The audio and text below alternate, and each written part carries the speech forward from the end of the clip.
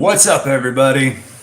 This is Ben from Philippines Xtremes coming to you live. It's a Saturday night here in Cebu, Bao Cordova, which is just outside of Cebu City, about 8 minutes. Just take a ride across the CC Lex, and you're right in the heart of Cebu City. So that's where we're at right now, and I guess I decided to come on here to talk a little bit about my new memberships and any kind of questions anybody might have as far as if they're considering moving to the Philippines, because a lot of times it's better to have somebody face to face to talk to instead of just doing a Google search. So and also on my memberships on the third tier, which is basically $10 a month, you can give me a call and I'll talk to you for 30 minutes. Not really a timed kind of thing, but we'll talk and we'll answer any questions. And it's also cool because you can have immediate contact in the Philippines, so we establish a relationship and I'll help you walk through things moving forward. You give me kind of information and things you want to find out, and then I can research them after the call. And it's a new thing. I just figured I would try it. A lot of people, not a lot of people, but there are people, expat vloggers that are charging an arm and a leg for membership and consultations. Like, I saw $50 for a consultation, and I already do that for people anyways. And sometimes they're like, why don't you charge for this? And I didn't have the ability to, so now that I do, I just decided to put it up there. So I got a little flack on my most recent post about being an e-beggar. Evidently that's a term for people trying to make money on YouTube. So whatever, it's a function that they offer, so I decided to utilize it. So we'll see how it goes. But there's also a lower tier. It's basically $3 if you join up on my if you just want to support. I mean, we do a lot of things. I mean, everywhere I go, I'm helping people out, who I pay for people's trikes, because in the neighborhood here, you get on a tricycle and more people will board on. It's almost like a mini Jeep or something. And I'll pay for people's fares, students and things, so just I'm here to help people. I feel like I was blessed, and if I can be more of a blessing, great. If not, whatever. So enough about that. So anybody who comes on here, feel free to ask me questions, and hopefully I'll have the information. I mean, there's specific things about documents and whatnot. I can give you my kind of opinion about it, but I don't know everything. But that's why I'm here. Feel free to ask me anything. Looks like my camera is a little bit blurry, so let me clean this off a little. There we go. It's a little bit better. So, hey, Martin's here. Welcome. Good to see you. Yeah, I was timing it because I know it's early morning in the States on the West Coast, and it's mid-morning on the East Coast. So I decided I would just kind of come on and see if anybody was around to chit-chat. Martin asks, how are things? Things are great. Still trucking along in the Philippines. Haven't been uploading as much because we've been kind of busy with Lily's getting her teeth done and other things, and just kind of took a little mini break, to kind of recharge our batteries, and just moving forward, trucking down to that finish line when she has the baby. So that's what we're focused on right now, and she's pretty far along, so we're not doing a lot of walking.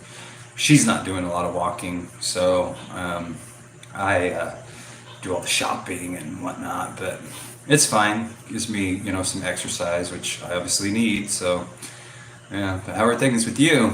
Hopefully good. So just it's kind of still the rainy season, so it's been raining a lot more Martin asks, how's your wife feeling? This is her first pregnancy. Yep, this is her first pregnancy.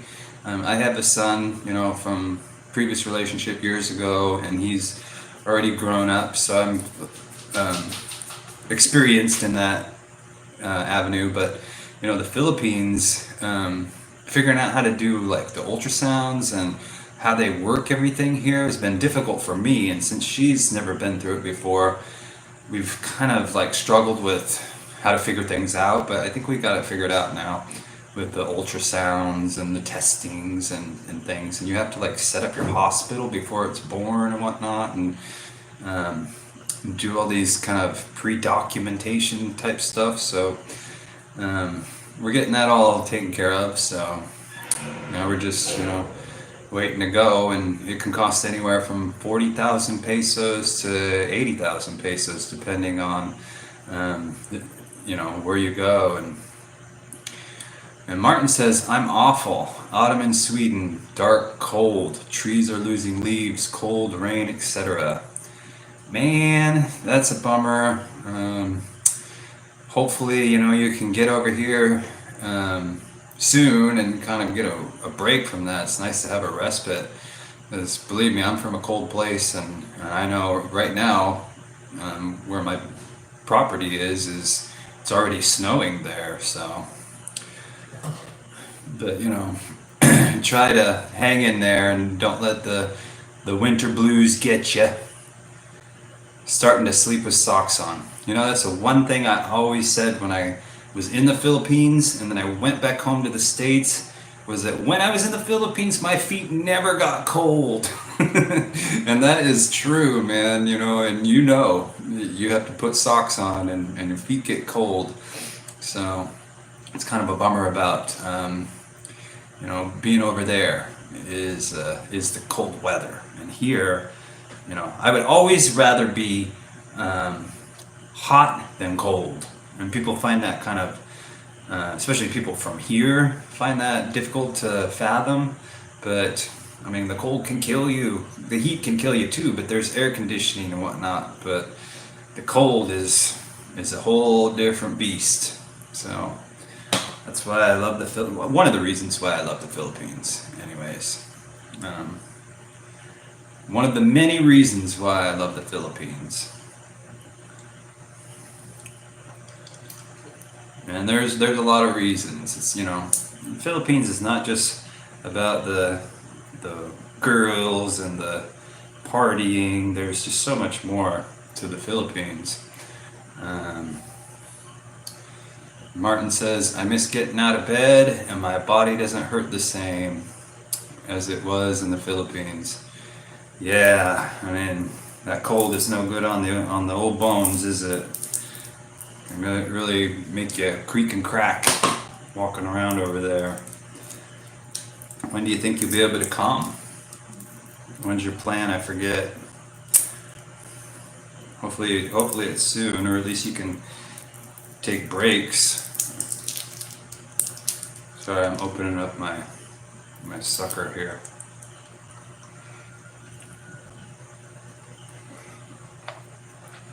You can get these little lollipops, 4 of them for $1, 4 of them for 5 pesos.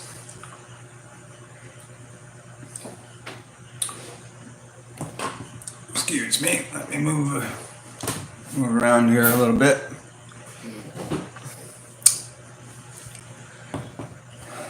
A lot of years left to work for me.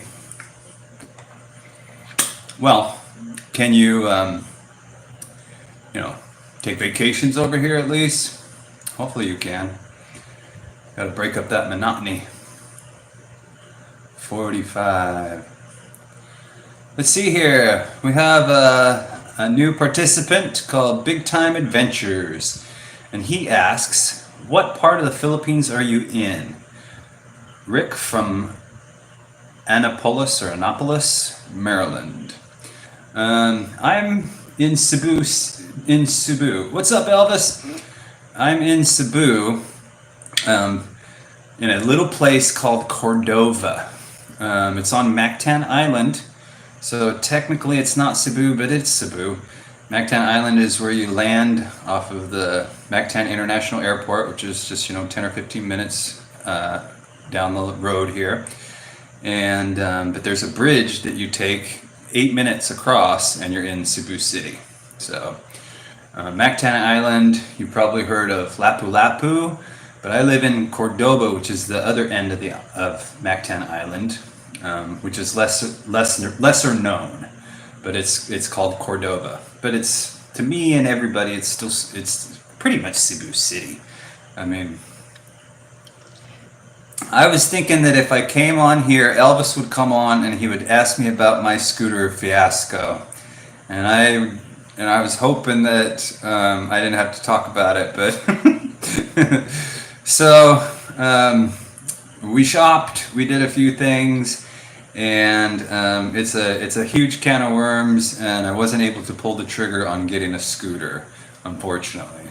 So that's it in a nutshell. But I knew that you would come on here and that would be the first thing you ask. But no, I shopped around, and I found a pretty good deal. It was actually a motorcycle, 150 cc's for 45K brand new. But it's a Chinese brand, but the parts are manufactured here in the Philippines, and they assemble it here in the Philippines. But I read the reviews, I talked to people, and people were coming in, to change their oil and whatnot, and I picked their brains, and I don't know if I would get those, but I'm saying, the price was right on something like that, especially if you're just, driving it here and there. Waiting for a scooter video? Yeah, I know. Probably in a couple months, man. I had a few things happen. I don't want to be a drama king or anything. I feel stupid that I talked about it so much because I really, really thought everything was chill. But it's in relation to my tenant in the United States. Okay, I'll just say it. They're 3 months behind, man. And I was really counting on that cash. And they had told me that they were going to pay me, so I was pretty certain they were going to pay me the following day. So I was like, okay, it's all good. I'm going to go get a scooter once they pay me. And they didn't pay me. And that was what, a month ago? And they still haven't paid. So basically looking at several months behind. I thought you got a new tenant. Now I'm hoping to, because she told me she was moving out. But now she's like not moving out. And that's the sucks thing, man, because I'm so far removed from it. I can't like go figure it out on my, and get somebody in there that will pay. So it's a nightmare. Anyways, I don't know how to figure that out from here. But after Lily has the baby, I'm probably gonna have to go home for a couple months and re-up some funds and hopefully get a new tenant. But no, she didn't move out. She said she was going to, and I was gonna get deposits from a new person and all that, and that would have been cool. But none of that has happened yet. So whatever, it's being so far removed, you're at the mercy of all this, lag of information and days behind, and then she doesn't respond or they don't respond, and yeah, anyways. But we'll see. I'll get it all figured out. Elvis says, how about a bike, or Martin says, how about a bicycle? Well, I mean, sure, I could get a bicycle. There's a used bicycle shop right there in Lapu-Lapu that sells, anything from 200 pesos on upwards, like 40K peso for a bike. But no, mostly I wanted a scooter for, real transpo. Let's see here. Elvis says, even if you were in the States, it's tough to get payment for rental, tough to force them out. Yeah, and it's funny, the person that I was living in the building was squatting in it, but she left. Fortunately, I didn't have to deal with any of that, so it definitely can be an issue. So, but we're not there yet. I hope. I don't think. Suppose she's gonna pay me on the first some money. We'll see. Big Time Adventure says, what about a multi-cab or Toyota Wigo? Yeah,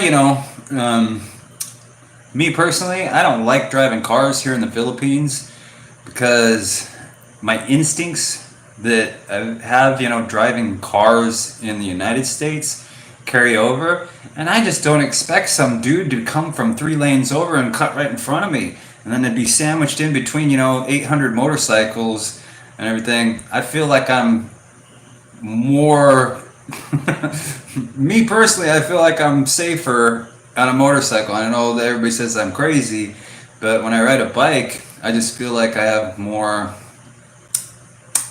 I don't know, control over it for some reason. Um, Martin says they don't obey the rules of driving there. Definitely not. I mean, they have their own rules. I guess they're obeying those. Um, Elvis says, have you checked out e-bike? Cheap and no licensing involved. Um, One of my subscribers picked my brain on looking at some of those, and I went down and I looked at them for him. Um, and Yeah, I mean, they don't really go super fast, but they get the job done. They get you to point A, from point A to point B. But no, I want to burn that gasoline, brother, and feel the wind in my hair. You know what I'm saying? Well, on my skin, I don't have hair, but you know what I mean. So it's all good. I'll figure it out.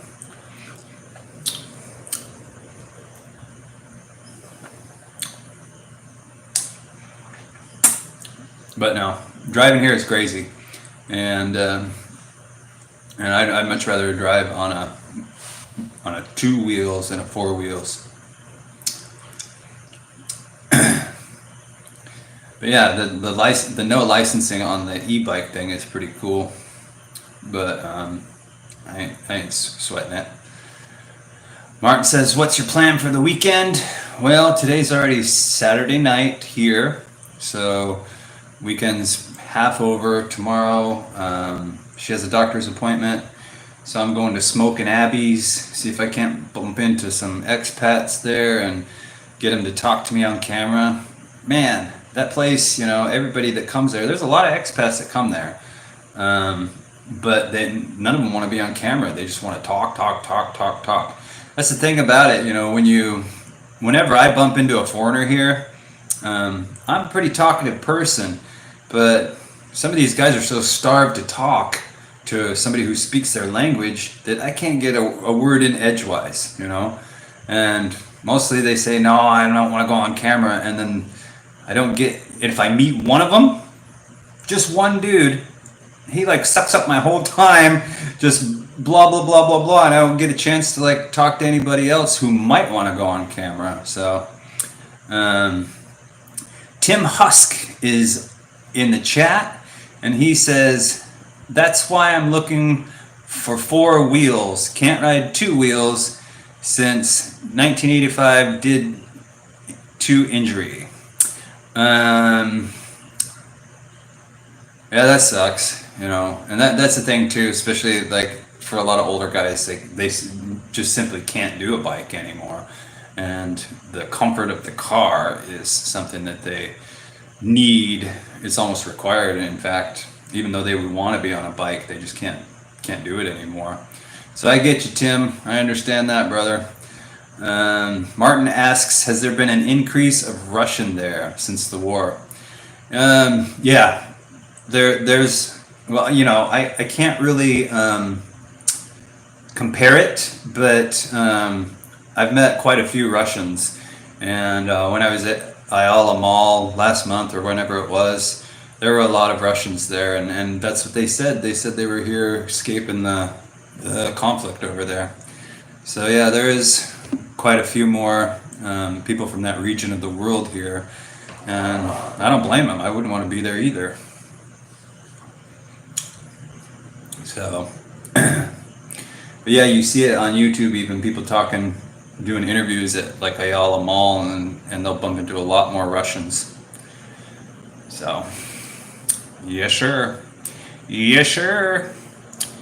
So, Elvis asks, have you ever traveled to other countries? Well, yeah, a little bit, but haven't spent any like massive amounts of time there. I've been to Korea, just like for a day and a half, 2 days, something like that. Um, I've been to Guam, which is U.S. territory, but I lived in Guam. Been to Canada, of course. Yeah, Alaska. Alaska is pretty much another country, even though it's the United States. It's a whole different ball game up there. But yeah, I've been to Alaska for a goodly amount of time, searching for that yellow metal. Um, have you ever been to Hawaii? Yeah, been to Hawaii. Um, it's expensive. um, it's cool, but I think the prices are ridiculous. Personally, very beautiful, of course, a lot like the Philippines, but cleaner. You know, more respect. Going on there as far as environmental kind of things are more on the forefront of their minds. So, but yeah, I prefer the Philippines. I'm sure that if I went other places, I would love those places too. But Philippines here is gonna be my life for forever. I'm never gonna live anywhere else other than temporary stints to the States. But the Philippines is where I'm putting the roots. And when I do the visa runs, because we're working on getting her documents so she can get her passport and whatnot, and then we're gonna go do the bulk buy-on visa. So you gotta leave, go to Malaysia for a day or two and check it out, and then fly back in with your wife, and you get a 1 year free visa. And there's of course other ways. You can get the 13A visa. You can get the SRRV visa, but those are all a lot of paperwork, a lot of fees and everything. I don't like all that nonsense, all that noise, so I just prefer to, in my mind anyways, I'm going to prefer to hop over, just do a visa run, hop out, come back in, and get the bulk buy-on, because it's free and it lasts a whole year. So, but the other visas come with a lot of perks. Bulk buy-on, no, but with one of those visas you can even work if you apply for the work permit.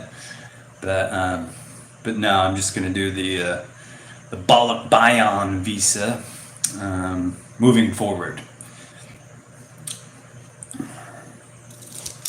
And everything, you hear so much chatter on the internet that this changed and that changed and this changed and that changed. So I heard the other day that there was some change to the visa process, but then I went to immigration and did my 6 months. So I don't believe it until I'm told, from the actual dude wearing a badge. You know what I'm saying? But yes, sir. So figured I would come on here because it's Saturday morning in the States, which is where I'm from. I know there's people, from UK and other parts of the Western world. I don't know what their time zones are, but I was hoping that I could catch, like Elvis and everybody else that's, I got another guy that is friendly with me, and he's in Seattle. So, catch all those dudes in their time zones. It's like 11 something here right now, p.m. at night, and it's early morning for you guys. So, but yeah, it's cool, finally being monetized and being able to do all those things, but people are sure get on your case, I had some dude yesterday calling me an e-bagger just because I talked about my memberships in my recent video. YouTube offers the crap, you know what I'm saying? It's like, and everybody's doing it, like they sell things, or they have all these they have merchandise, they have, super stickers and all this crap, and all I did was merely make a mention of it. And, I'm an e-beggar. But so what? That's the whole goal, right? You make a YouTube channel, you want to try to make money at it, right? Shouldn't be like frowned upon. Give me a break. But whatever. So just to put that into perspective, let's see here. Big Time Adventures asks, what areas can you go on ferry from Cebu? Bro, you can go anywhere. I mean, you can go all the way to Manila on ferries here. You can go to Dumaguete. You can go to Mindanao. There's a main port here, and you have to like transfer, and it can take days and days and days to go to certain areas. But yeah, Cebu City is a major hub, so you can hop on a ferry here and go anywhere. And flights are real cheap too. You can just Mactan Airport is 15 minutes away from my house, maybe 20, depending on traffic. And, take a flight for like 50, 80, $100, if there's two of you, you're probably going to spend like 100 plus to go anywhere. But, yeah, Big Time Adventures, you can go anywhere from Cebu, absolutely anywhere in the country. 7,000 plus islands, and they're all at your disposal. But that's the same with Manila too. You can go anywhere too. I don't know about the smaller ports, but yeah, from Cebu City, I do know that you can go anywhere that your heart desires, because it's a major port. In fact, according to my trivia on my community tab, Cebu City was the first city established in the Philippines. Yes, sir. True story. 1500s. Cebu City was established when that jerk Magellan came over here and tried to conquer it, and Lapu-Lapu handed him his sword to the throat. Whoosh. Lapu-Lapu made a quick end of Magellan. But didn't end the Spanish presence, though. But Magellan met his demise. Lapu-Lapu was a tough dude, man. They were fighting the Spaniards who had like firearms and crap, and Lapu-Lapu the Filipinos had knives and swords and sticks. It's got heart. That's what's up. Yeah. So that's the cool part of being in Cebu. Everything's at your disposal, and there's areas here that are provincial. Like, I know I've harped on it if you've been following my channel a lot, but Cordova is almost provincial. It's almost like a distant province. Hector, what's up, dude? For the people that calls you an e-beggar, advise them to make sure they ask their employees to not pay them for their labor. Yeah, right? But this isn't really labor, but I get what you're saying. The whole stigma of it is just ridiculous. He was telling me that I needed to grow up and become a man, and whatever. I get it. A lot of people will take advantage of this crap, but me, my whole thing was it's an option, that YouTube offers, and I don't want to go crazy with it. My buddy has a channel. It's a huge channel, and he's charging $149.99 for his top tier, and mine's $10, and you can call me and ask me any questions you want. If there's things that you want to talk to me about in private that you wouldn't want to be, talking about in a chat, you can talk to me, face to face or in a voice call, and have some privacy about it. And $10 once a month, give me a call. And I wasn't charging people, but I've been doing that for people since I've had a channel. I've talked to multiple people, via email, and call me on Facebook Messenger, and they always want to pay me, and I didn't have the ability to, and I thought it was silly. But I didn't really know what I would add to this what incentive, for $10? And I figured, well, how about I throw that on there? Because people are always wanting to donate to me when they talk to me, and I'm like, no, no, no, don't donate.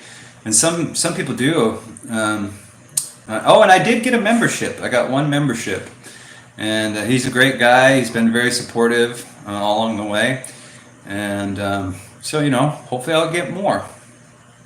If not, oh well. It's just a feature. It's a feature, and I figured I would utilize it. Why not? But thanks, Hector, for your support. I appreciate that.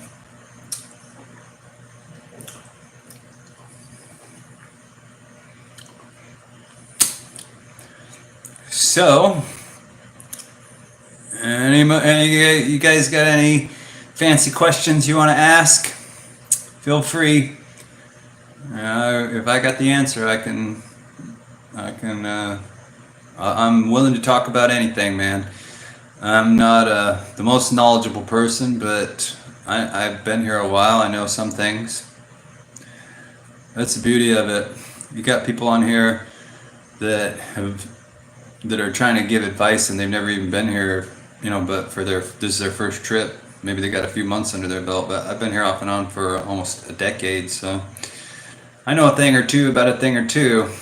But then again, too, I get kind of wrapped up in my own world, and I don't, I only gain knowledge about the things that are pertinent to me or applicable to me, and I haven't done like any of the major stuff. I mean, I did the K1 visa from here. I did, things like that, immigration in different towns and whatnot, and lived in different areas too, but mostly just, things that were applicable to my situation at the time. You know what I'm saying? But, so from now on, I'm going to do a live stream every Saturday night at roughly the same time, because it's a good time for, there's still, it's Saturday night, so there's still, people in this country that are still awake, and then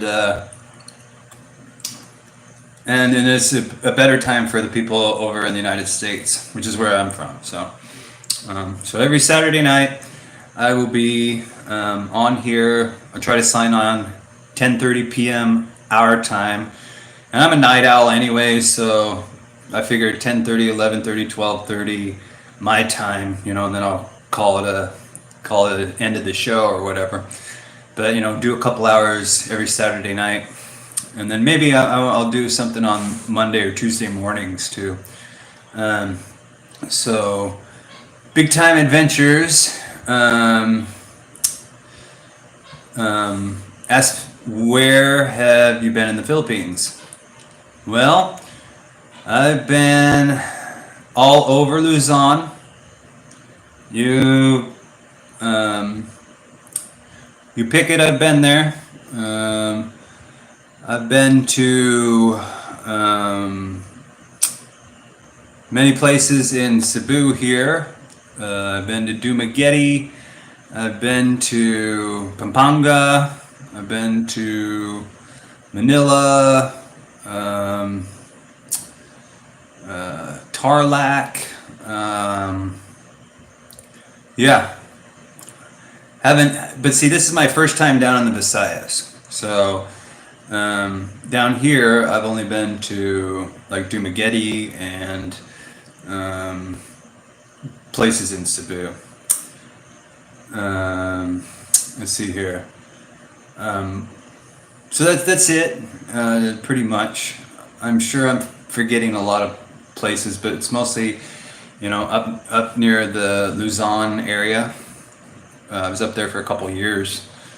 Martin asks, are you invested in Philippines politics? Not at all. I am not into politics, and you also can't really get involved in it.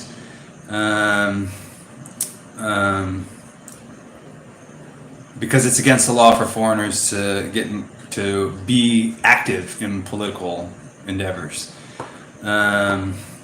Hector Asked, does your wife go to the cemetery for All Souls Day? It's quite a tradition there.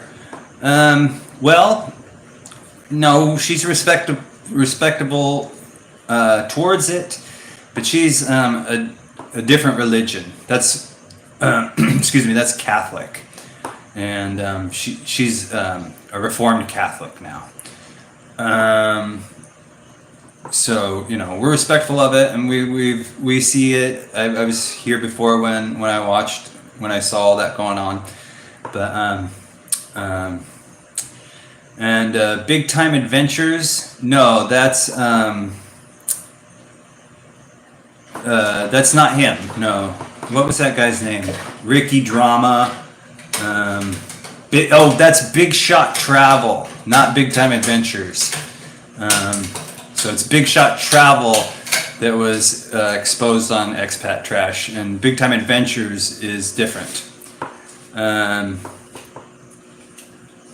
So Martin asks, do you have an opinion about Marcos or Duterte? Nope. I can get blacklisted if I vocalize that in public, so I don't have an opinion about it. And the guys that do vocalize that publicly are putting themselves at risk. So I don't want to do anything to get myself into trouble in that regard. So no, I don't have an opinion about it.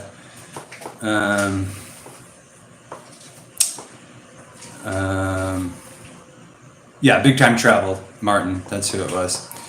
How did you like Dumageddon? Kong and Darwin and Valencia. Well, Dumageddon,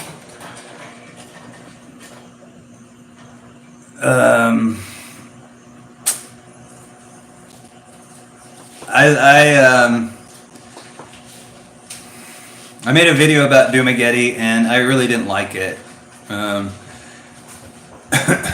It's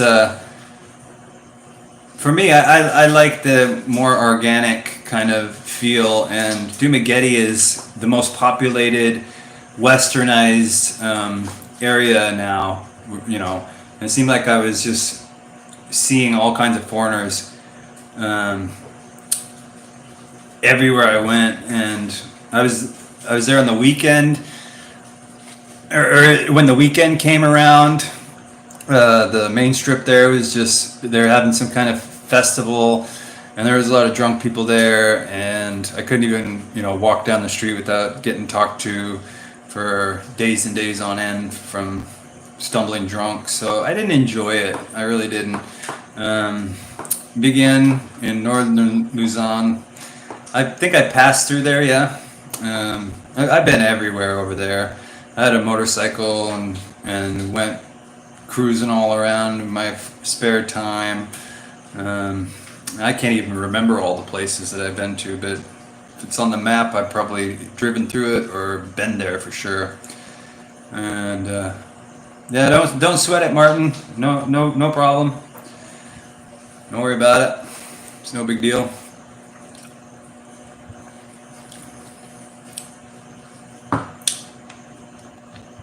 So, Big Time Adventures. You live here part-time, or you just travel here?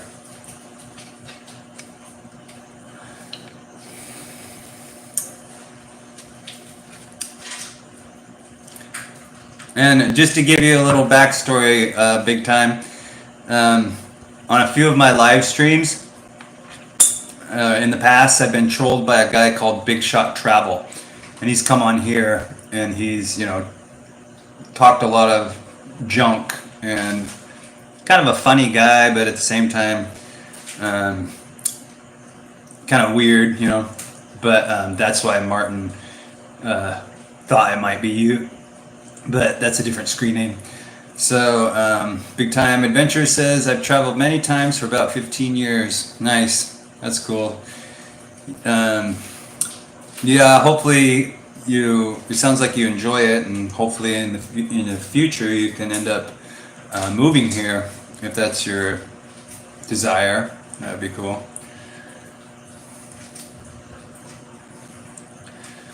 So Big Time Adventure says Luzon, Manila, Subic, Angeles, San Antonio, Vegan, Baguio, and Sagada. Nice. So you're well versed and well traveled here in the Philippines for sure. Big time. Martin says, yeah, he's special. Yeah, he was funny. I don't know what happened with all that, but he left me alone now. He doesn't talk to me anymore. Have the food prices continued to rise? Well, it's funny. For me, the food prices have kind of went down because I got that foreigner kind of inflation. But I've learned, the prices. Like I was paying $2.20 for this specific fish that I always buy, and the more I went to people, the more the prices started to come down. So now for that same fish that I always bought, that was $2.20 per kilo, it's now $1.60 a kilo, and so I've noticed more of a savings, but maybe it has went up a little bit for a lot of people. But if bananas are 60 for the locals, they're 75 for me, and now I've learned now they're 60 65 for me, or 45 depending. Like I hooked up with these bananas earlier. Oh wait, I don't want to knock my camera over. These big old barn harness, got these for 80 over a kilo. Big Time Adventure, do you vlog? I would think that with a name like that, he might. That's what I was wondering too.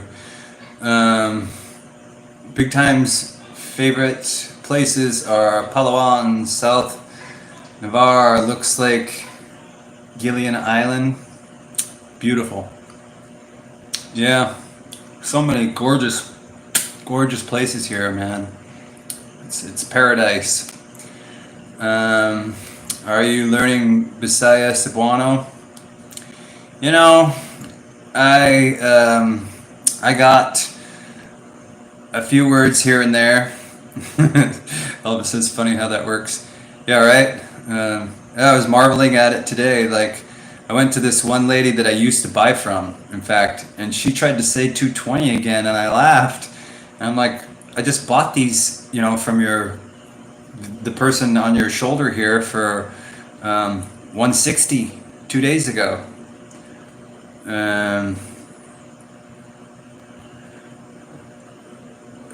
sorry, got a distraction. So yeah, it's funny how it works for sure. The long nose tax, the skin tax. Somebody came on named Damned, D-A-M-D, and said, why do you wear a hat like that? I don't know, man. Why does anybody wear hats? Do they like them? I used to have this lovely lock of hair, and now I'm like, shaved off, so I wear a hat. What's up with it?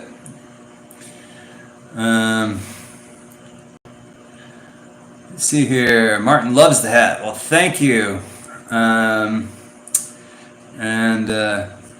Hey, it's Gizzy, USA. Greetings, ¿cómo está? ¿Cómo está, bro?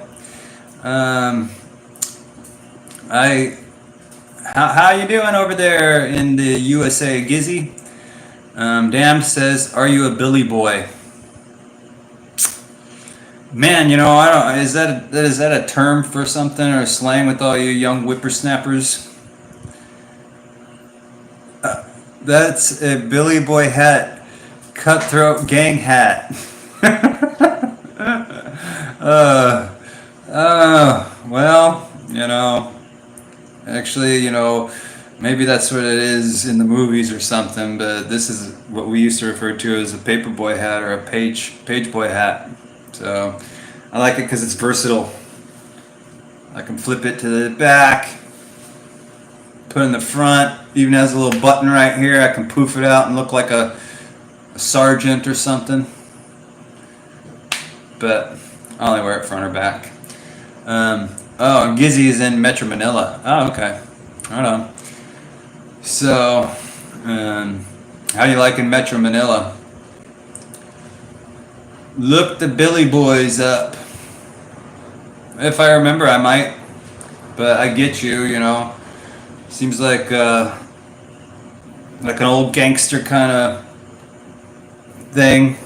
I've seen clips on YouTube, you know, some show and there's a dude that wears this and he's a gangster.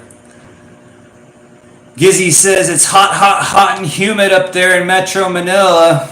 Yeah, I'm sitting right here sweating, talking to you guys. I got a little tiny fan out here that's quiet, but it's pales in comparison to the one in my bedroom. So I feel you, brother. It's super duper hot. Super duper hot.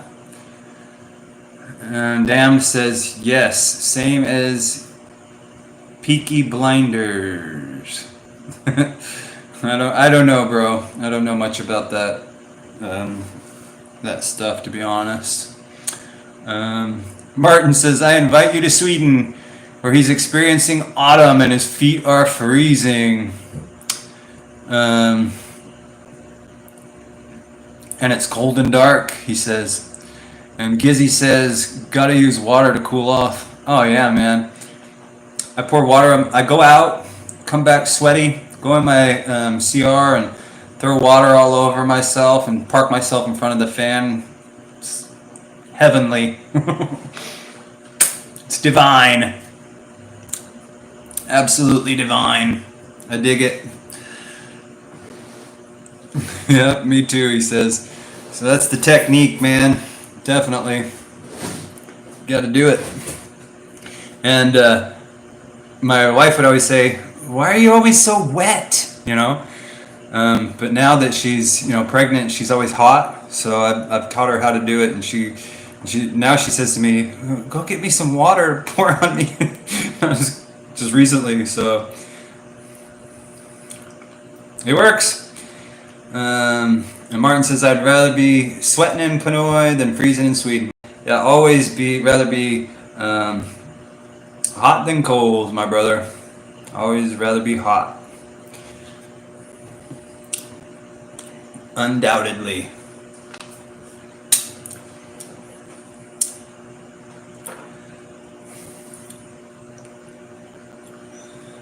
So there's my cat back there.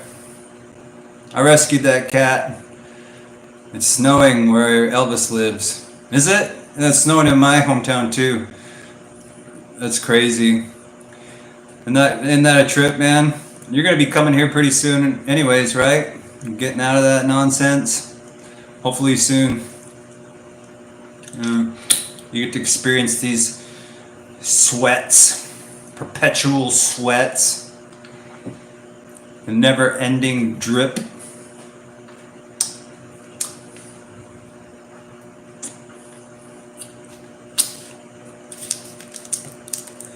Oh man.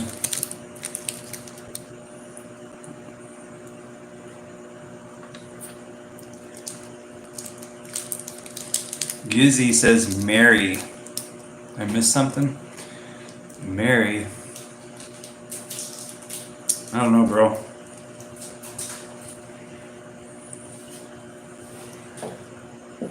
Mary. I got nothing.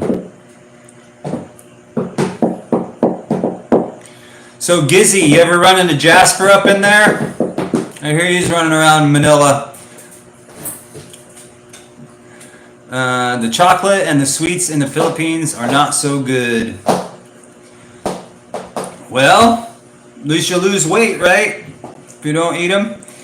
And they have like imports. It's just 3 times as much.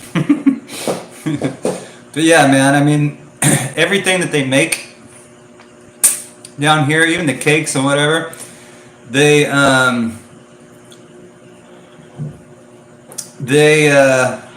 put what was I gonna say? Oh, palm oil. Palm oil is in everything, man.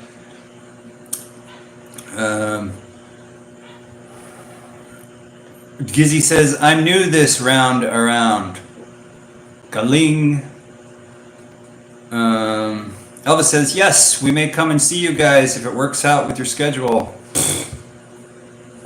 I'm an open book, bro. Come on.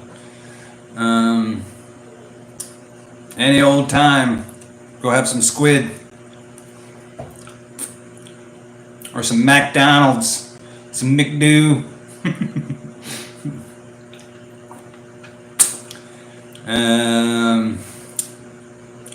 Galing. What's galing, bro? I know geenaling. That's like a pork dish. Ever been to Pangalao from Bohol? No, I haven't. I have not. Oh, amazing. I think that's Tagalog, right? It's crazy. When I was up there, I learned, loosely learned some Tagalog, and then down here, it's a lot different. Like, for example, masarap means delicious in Tagalog, but here, lami means masarap, or delicious. So, yeah. Hey, a few words. Gizzy says he only knows a few words, but you'll learn it. And but everybody, even in down here in Cebu, you know, all the television shows are either in English or Tagalog. There's not a lot of Cebuano speaking shows, so many people that live down here still speak Tagalog too. So, but even still, if I say things in Tagalog, they don't jump on the bandwagon so much as if I say something in Cebuano. Like when I get on the tricycles, I'll say skina. That's the one I learned. And skina means the road. But they all know that to mean the main road. And they get a kick out of it when I say that. So skina. And then if the trike guys ask me, do you want to ride? And I'm not looking for a ride, I'll say maglakaw. And that means I'm walking. So, and I'll pat my stomach, you know, like exercise, because I got a fat belly, you know. Elvis says, we will just use McDonald's for restroom again. Yeah, right? Comes in handy. No doubt. Oh man, I got ants. These little dudes go crazy. I mean, I am fat. That's for sure. Hey, knock it off, kitty. I'm like 2 in pounds. My scale's in kilos, but hey, there's my member. Look at it. He's got a fancy blue star. Look at your fancy blue star, Paul. You're unique.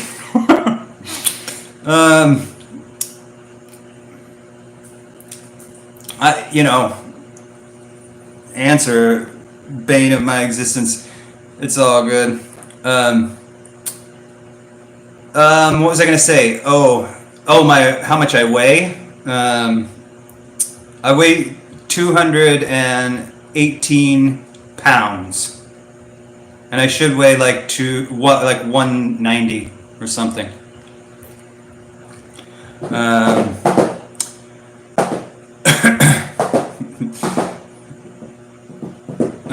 Let's see. Gizzy says use garlic for ants. Rub it on the surface; they go away.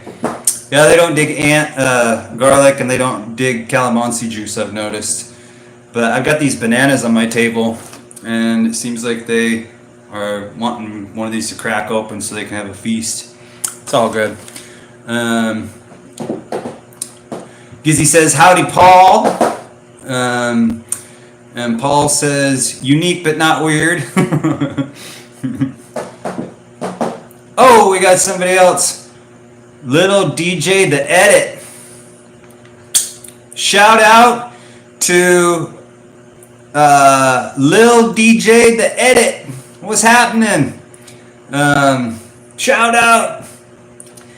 Elvis says, Paul in the building, ladies and gentlemen. That's right. We got Elvis and we got Paul McCartney.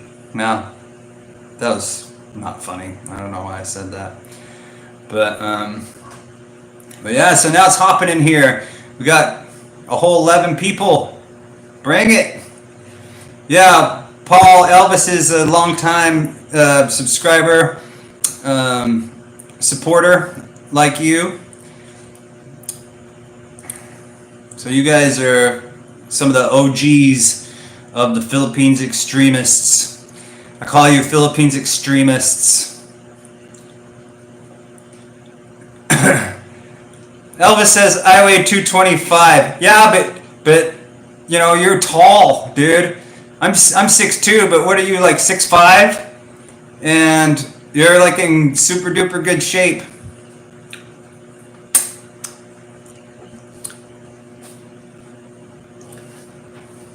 You're not fat, dude. You're not fat. And Elvis is like, he looks like, you know, the king of rock and roll. When Elvis was young, not like the old version of Elvis, you know, before he kicked the bucket. Elvis, the screen name, dude, is Super Guapo. Elvis said, or Gizzy says, Elvis, I'm the same. So, you know, we're all a little bit, you know, heavier type dudes, but Elvis is, he's being humble. That dude's perfect. Gizzy says, need to get back to around 200. Yeah, you know, if you stick to a good diet and you avoid all those sweets and crap and cook at home, you're more prone to lose weight. Paul says, muy guapo. And Leo plays this. Says, yo, butches. What's up, Leo? Plays this. Butches. Home food and... Oh, carinderias? Yeah, carinderias are the go-to. Man, you could get some cheap food there. But the thing about it is, at the Carinderia is, you know, they use the MSG in literally everything. So it's a good go-to if you're, you know, need a quick bite and you don't feel like cooking. Mayat Pan I, and I may be mispronouncing all of that, sorry, says hello. And we say, hello, Mayat Pan I.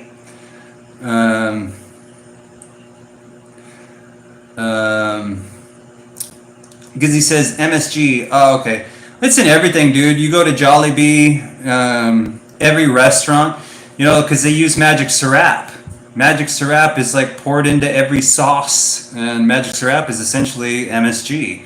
It's just a branded type of MSG. So that's why I cook at home, because I don't like using that stuff. But yeah, and Leo plays this, says, can I see your hair? You were here before, weren't you? And you were asking me to take my hat off. What's up with that? I don't have any hair, dude. Elvis says, I think you fell off the wagon. I'm not guapo. Well, you know, I'm a dude, but, you know, I can still see when a dude's like a handsome guy. And Elvis is being humble. The dude is super, super guapo. So Leo plays this, says, Crindle cracks. No, I just came. Okay, there's my lack of hair. And Mayat Pan I says, nice to meet you. Nice to meet you as well. And Martin says, what's wrong with MSG? Just salt with umami. Well, I mean, there's debates on that, and I read articles, and in the United States people don't want it, so I guess there's reasons why.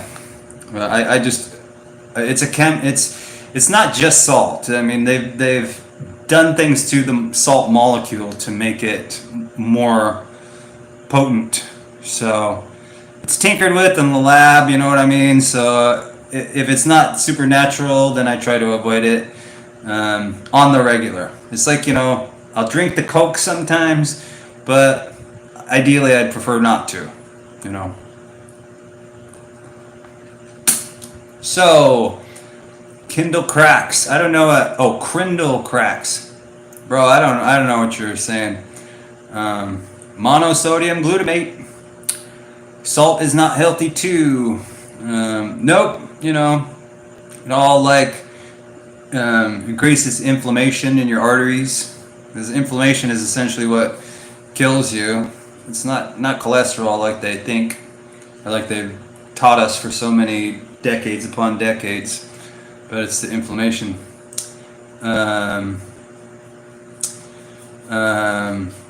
Mayampa says, where you live? I live in Cebu, just outside of Cebu City. Where are you from?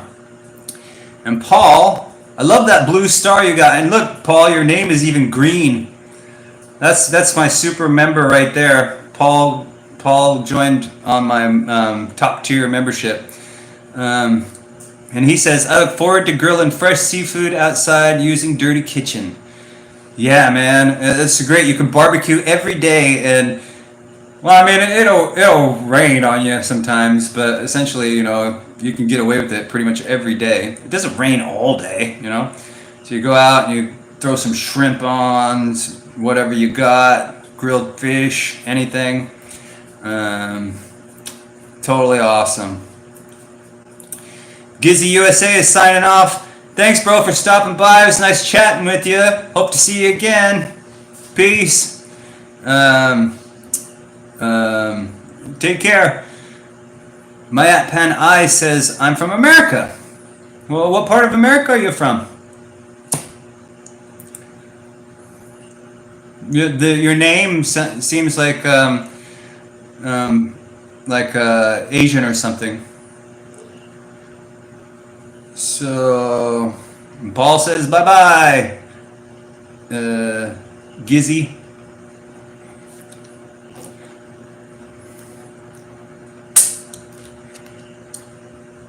What are you doing, kitty? So we lost quite a few people on that one. Hopefully more people come back. So I'm just going to be on here for maybe another hour, chit-chatting with everybody.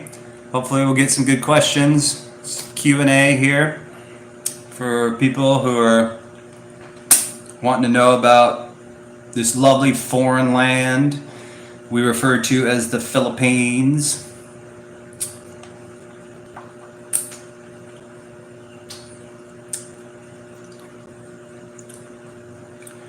Kitty, kitty.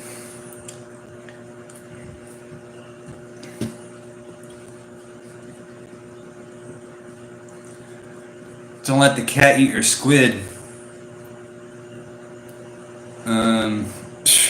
Dude, this cat grabbed a whole fish the other day when I went into the CR. It's like a monster. And then when it steals something, even if I give it like a piece of chicken or something, because I got a dog and they're in competition with the food, this cat will growl like a tiger when she's eating. It's funny.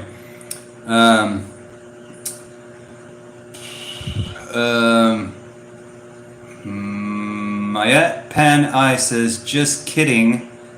I am Andy. Andy? Who's Andy?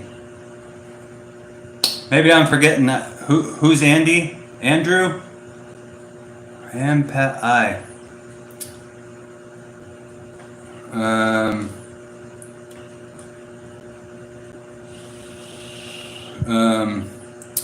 Has your kitty tried Temptations cat's treats? No, haven't bought anything like that for him. He likes the dog food, but mostly this cat just eats. Well, I buy it. Wait a minute. Hold on. What's this stuff? Because this is what I buy it. Just a second. It's right here on the table. Wee. Oh, it's Whiskas. Whiskas, but this is like wet food. It's not in a can, but it's like a little pouch. This costs 30 pesos. No, 35 pesos for this. But it's about 2 days worth of food, and I mix it with rice. Cat loves rice. So, let's see here. I got a couple questions asked in, has your kitty tried Temptations cat treats? No, hasn't, but the Whiskas food. Do you see a lot of shabu use? No, I don't see a lot of anything. Mostly alcohol. And the homeless people are pretty obvious. They tend to walk around with no clothing on, and they're really dirty. And I mean, they're stark naked. But I don't know if they're on shabu or not. I think most of the shabu is used in the bars by a lot of the girl pay for play. Hector asks, hi Hector, what was the biggest adjustment you had to make after living there after a number of years? Biggest adjustment. Here, let me see if I can. Somebody asked me after that to show the dog. So while I'm talking, I will try to talk about what I have adjusted to. So there's the dog. Come here, Goldie. Come here. Come here, Goldie. Come here. What, are you being shy? Come here. What are you doing? I don't know what's up. What, are you afraid of the camera? I don't know. I can't flip the camera. Oh yes, I can. Hold on. Let me see if I can flip this around. Aha! There's the dog. They call this local Filipino dog, it's called the Aspen. Aspen dog.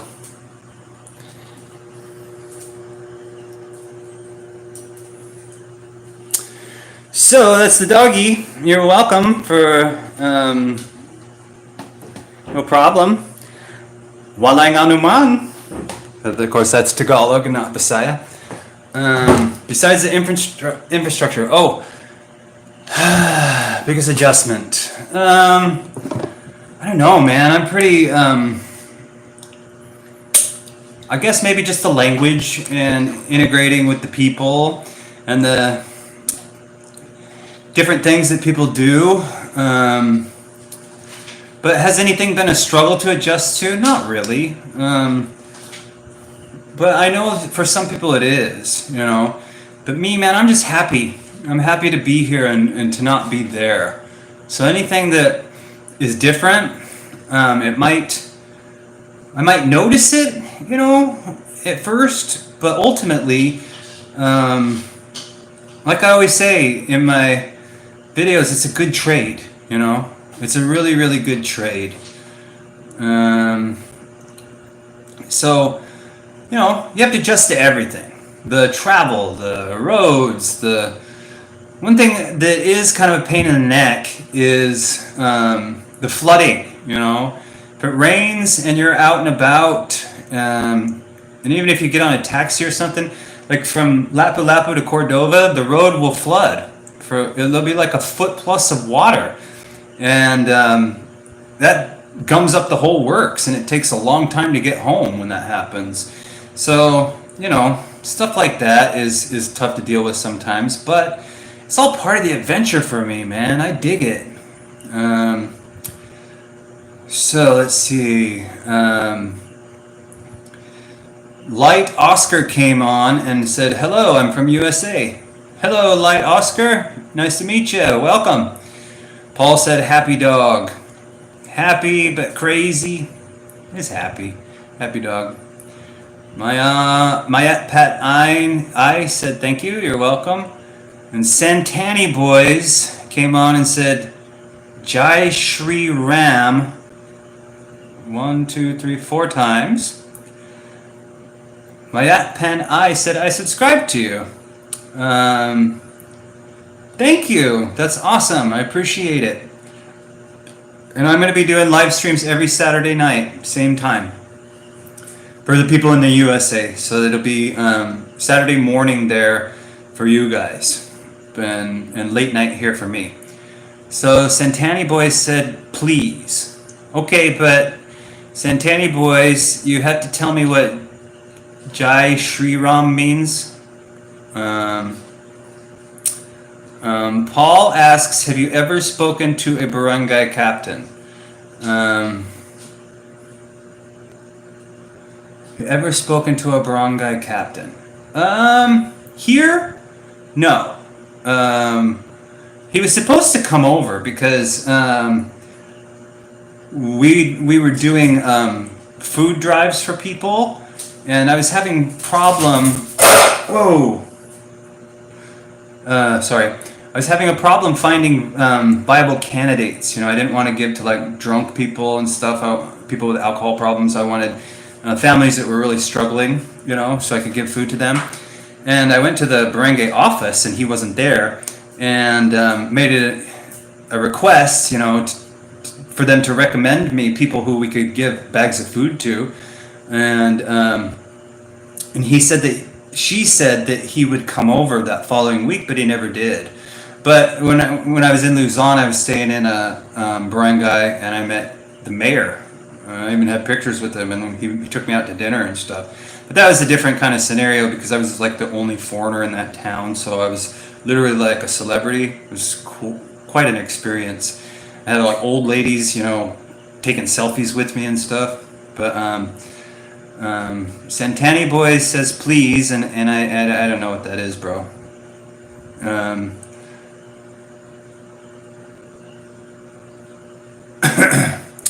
And Aisha Asan says free Palestine. Well, you know, I have not got into any of that. I'm not interested in politics and the narrative and everything that they're force feeding, you know, people to believe. It's all an agenda. It's all money driven, and I'm not involved in it. But free everybody. That's what I say. My empath I says, "I friend subscribe to you. I messaged them." Well, thank you. That's great. I appreciate that.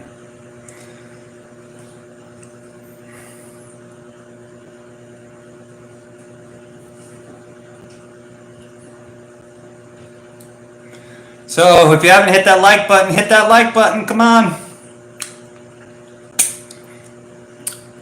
Boost that algorithm for me, and maybe we'll get more people in here. The more likes, the more YouTube pushes it, so we can get more people to talk. But yeah, thank you, Mayat Panai. That's what did they call you? What's your first name? Is it Mayat?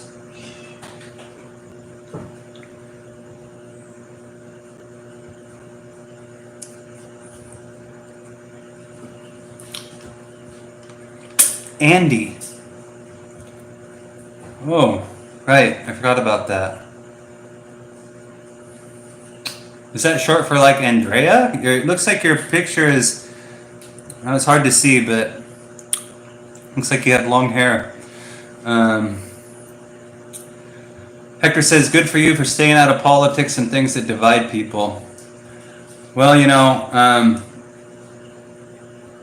I used to be a political activist and very involved in all things from age 14 all the way up to, you know, in my early 40s. And I would get so invested in things, and it caused such a division in my own personal life that I just moved past all that stuff. And with the coronavirus and all the contrasting, conflicting opinions, just solidified why I don't want anything to do with any of that. And the media, I don't trust anything they have to say, so I just stay out of it.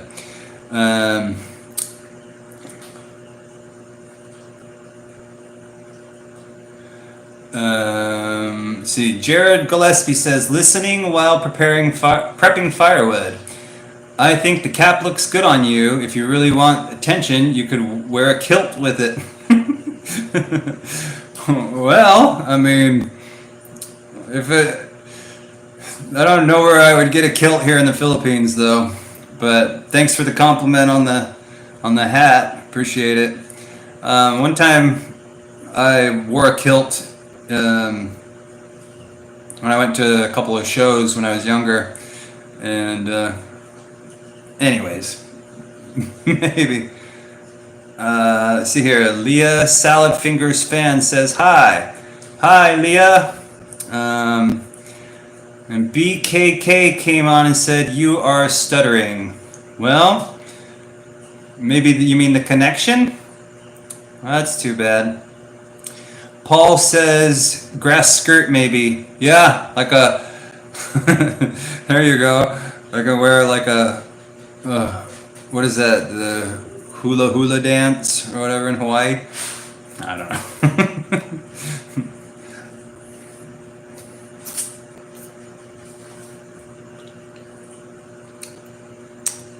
BKK.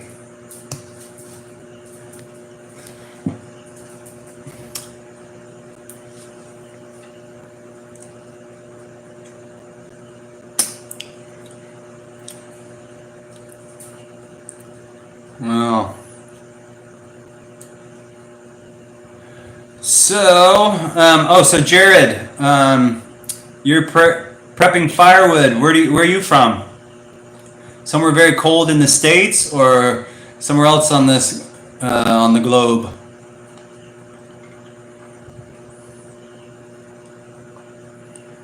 Man, that's one thing about if you live in a cold area, having a wood stove. Ugh, it's like heaven. I had a really, really nice wood stove where I was from.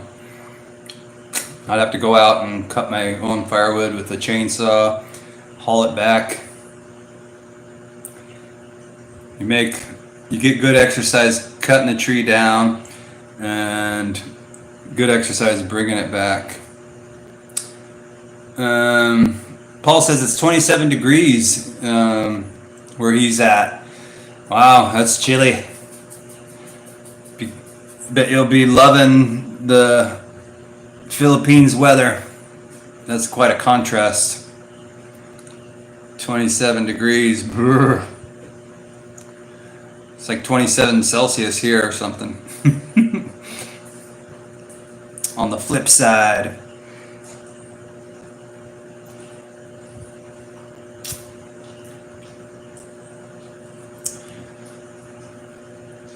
Elvis says, everyone remember to smash the like button. That's right. Elvis is the like button advocate. I can always count on him to mention how he smashes the crap out of it, because he's always smashing the crap out of the like button. His phone has probably got a huge dent on the screen from where he smashes it. I bet. Next time I see him, I'll have to check his phone and see what's up with it. Probably has a crack right there on the screen.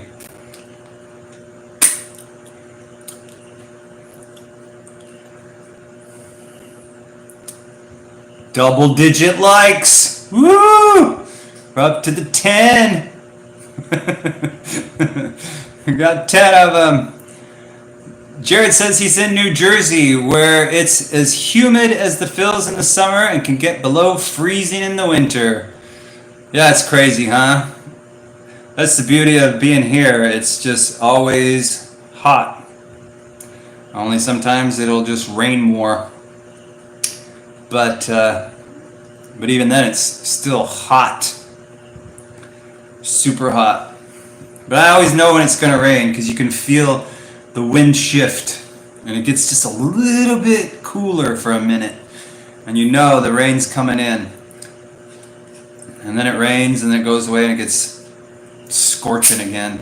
And the humidity goes up because the sun is out and the water's evaporating.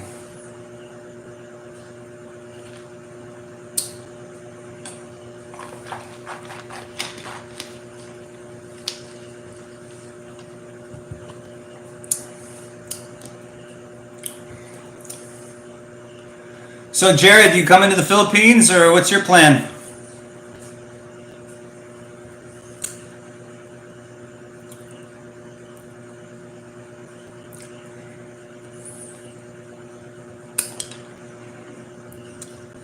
Elvis has a fractured thumb from smashing the like button. Yeah, bro, I mean, you gotta watch that because when you're like old like me, when you get old like me, you're gonna have arthritis in that thumb, dude. Maybe you should start using your pointer finger for a while.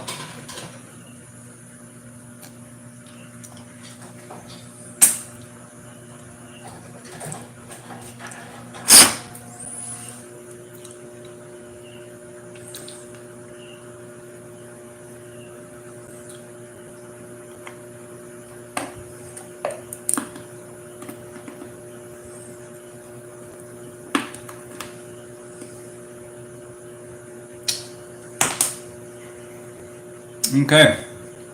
Jared says, I'd love to visit but don't have the funds. Got any work? No, bro. That's the bummer about living in the Philippines is foreigners are not allowed to work here. And if you have a vocational skill that you can use, like if you're computer tech or something like that, and you can work remotely. A lot of guys do that. Younger people come here and they live, but they're still working for like a Western company. But no, there's no work here, bro. That's the bummer about it. If you could save up like $2,000, no, you'd need like $3,000. If you could save up like $3,000, you could come here for a week. That's including your round trip ticket, and just kind of wet your feet and see what you think about it. And if you stretch it out, you could probably stay here longer than a week, maybe 2 weeks. Bro, hotels here. Hotels here. I just saw Elvis's comment. Jared, you can get a hotel here for $20. Literally, like a nice hotel, $20 a night. And that's no joke. And sometimes if you find a promo, you can get them for like 19 or $20 or $18, So Paul asks, is inflation a noticeable challenge in the Philippines? Not for me. I haven't noticed any difference. I was here, for example, let's see, the last apartment I owned or rented here was about 6 years ago, and it was 3,500 pesos, and it was roughly the same size as this, if not the exact same, and this one's 4K, but that one was in a small town. So this is, in Cebu. So I'd say that inflation hasn't really changed much. I paid the same price for bananas back then that I pay now. Some things that have went up that I've noticed, and this is, comparing 5 or 6 years difference, are like calamansi. Potatoes are expensive, which is weird.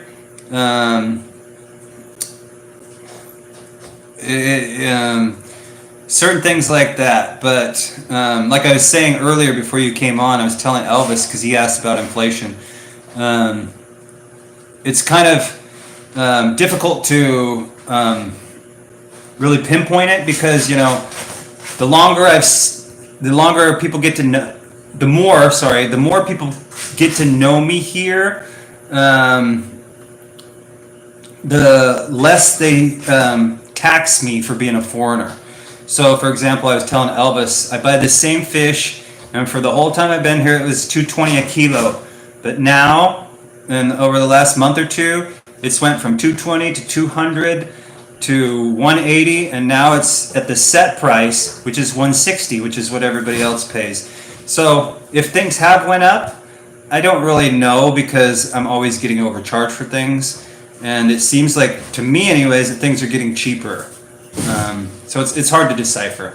And then Elvis said he'll smash, sorry, not decipher, but discern. It's hard to discern whether inflation has been a significant factor or not. So Elvis says he'll smash with his forehead next time. Good idea. Great plan. I'll hold you to that one. So Carl and Krez came in and said, "Hi, I'm from the UK. I'm married to a Filipino. The way things are going here, might move there when I retire. Spent a month there in May. Hope to visit again, maybe in 2025. Fantastic. That's great, Carl. Yeah, things are getting kind of crazy over in the West, aren't they? And once you're over here in the Philippines, you're so far removed from all those things. It's like a breath of fresh air. It really is. So hopefully you can get here in your timeline and change your life for the long term. That'd be great. And thanks for stopping in, Carl and Krez. Hector asks, what is your strategy or methodology for developing content? Do you view other channels' content for ideas? You know, in the beginning, I would kind of look around to see what other people were doing. But now, no, I don't, because I don't want to be repetitive. So if I have an idea of something, I just go for it. And I do my own thing. And that's why people ask me, you know, who do you follow? I don't really follow Philippines channels because I don't want to have that kind of influence me in what I say. But it's inevitable to see things, you know, and see other people's stuff. But we're all kind of talking about the same stuff. I just want to talk about what comes into the forefront of my mind and kind of riff on that, you know. It's the Philippines, so we're all experience the same things in variations, you know. So, you know, everybody has different, like, quit kitty. You know, it's kind of thing. We all kind of say the same things, only in different ways, and it's just like whoever resonates with the viewer, that's who people, you know, decide to stick with and follow. And some people are more clever and more articulate than others in the way they say things and their editing and whatnot. Me, I'm no frills. I'm not very articulate. I'm not very guapo. I'm, you know, not the most well thought out kind of guy. So I'm amazed that I have as many subscribers as I do, to be honest. Let's see here. Jared says, expensive potatoes is a crime against humanity. You just bury them and they multiply. I know, right? It's one of the most easiest things to grow. You put them in the ground and cover them with dirt, and one potato turns into 8. You put a bunch of them in there and you get, you know, pounds and pounds and pounds of them. But yeah, no, they're very expensive here because potatoes don't really like to grow. You know, I've grown a lot of potatoes, and they don't like the super duper hot, really. I mean, they can do well in, you know, a couple of summer months of hot, but perpetual, not so much, you know. Sorry, my cat is going nuts though.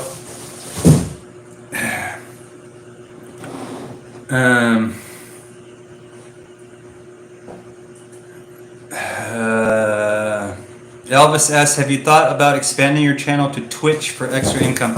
I don't even know what Twitch is. Stop! No! We're having the Tom and Jerry effect going here. Dog and cat chasing each other. I don't know what Twitch is, man. I'm inept when this stuff comes. I looked at Rumble recently, but it's hard. It's so hard to grow here. I don't know if I could grow another place. And I'm putting my effort into 2 different places. I'm no good at this stuff, dude. You know, whatever works. If it works, great. If it doesn't, then I don't know. I don't know about Twitch. I never really heard of it. I've heard of it, but I don't know anything about it. I need to train my cat, says Paul.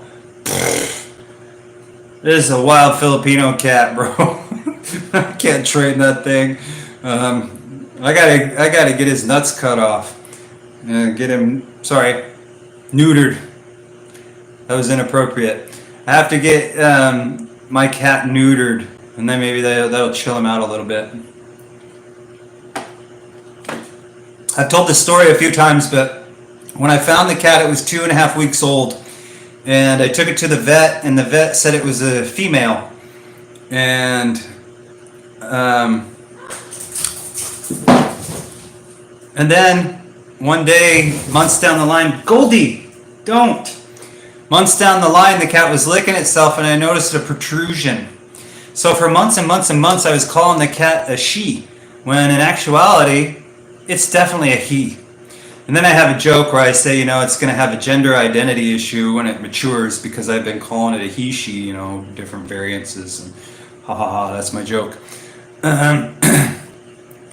Big Time Adventure says, do multiple shorts, video, and live streams per week. The shorts thing really works. But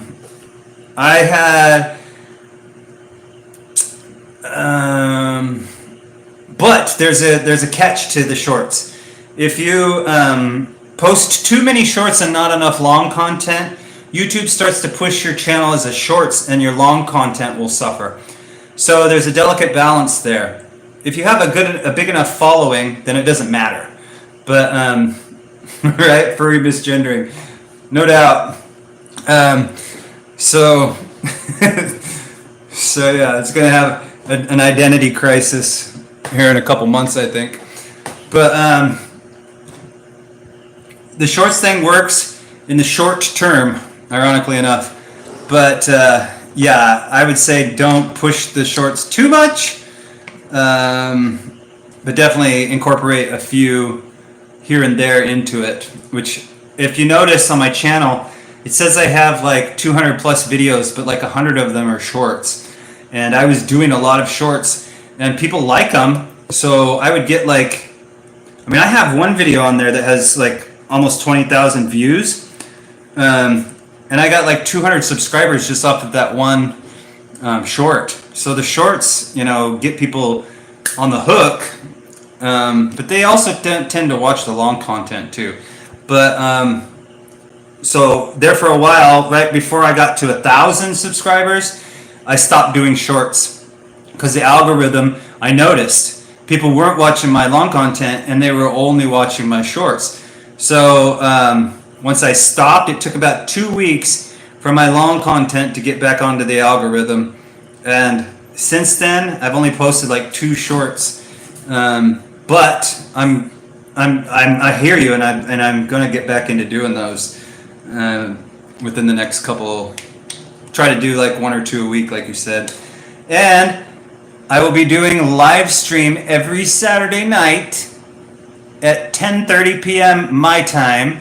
And if you're in the East Coast of the United States, I believe that's 10:30 a.m. your time. And if you're on the West Coast, then that is 7:30 a.m. your time. So, on the reg. So every Saturday night for me, and Saturday morning for you guys in the States. Count on it. Be there or be square. Thank you very much. You guys don't want me to get into my Elvis renditions. Elvis was my hero when I was a child. See, what you don't know about me, maybe you do, I don't know, is I was an aspiring singer. And from the time I was a young child, I had... Don't steal my line. Sorry. I take it back. Elvis, forgive me. But yeah, I was an aspiring singer, and when I was 10 years old, my choir teacher decided that she wanted to train me, and she was a famous opera singer. So I took vocal lessons for her for about 3 years, and then I kind of got into like, doing this kind of stuff and skipping school. And she contacted me out of the blue and started training me again when I was 14. So we did kind of that thing loosely for a while, and so I sung my my behind off for many years. But I smoked, cigarettes, and I smoked cannabis for many years, and it kind of hashed out my throat. But on a good night, I can still sing pretty good. But I'll leave that up to Elvis here. Elvis can come on the live stream and serenade you all with his "I Did It My Way" song.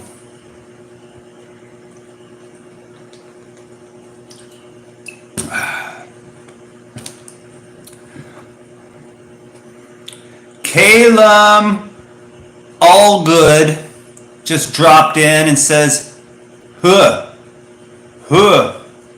hi." Well, hello, Calum All Good. Nice to see ya. That reminds me of a Conway Twitter song. Hello, Calum. Nice to see ya. It's been a long time. You're just as lovely. Sorry. Elvis says, if you give me enough San Miguel, I'm a superstar singer. Well, man, I'm sure you're a superstar singer even without that San Miguel or the Red Horse.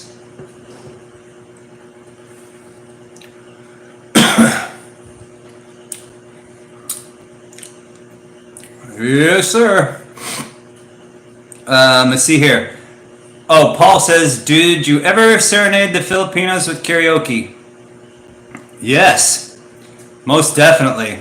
My neighbors had a karaoke party over here like 2 or 3 months ago. And they kept inviting me, come on over. So I went over there and I sang a few songs. And they were calling me Chris Cornell. But, hit or miss. I'm old, so...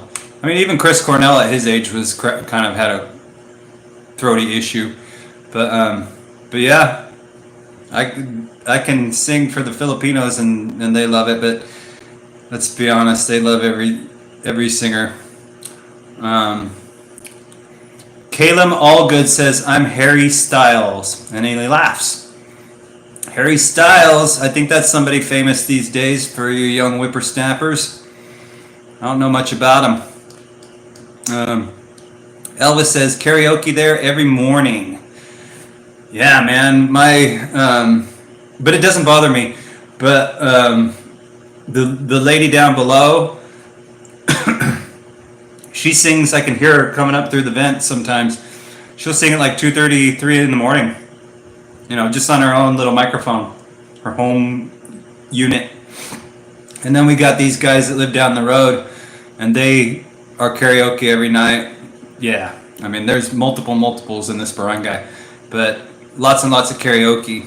And me being a music lover, it doesn't bother me. I don't mind the singing, the music. I can sleep through anything, and the chickens and the roosters and things, that don't bother me. I love nature, I love music, so it's a good fit for me. But not for so many people, I guess. It takes a certain type to deal with those issues that can be glaring for some people and not so glaring for other people.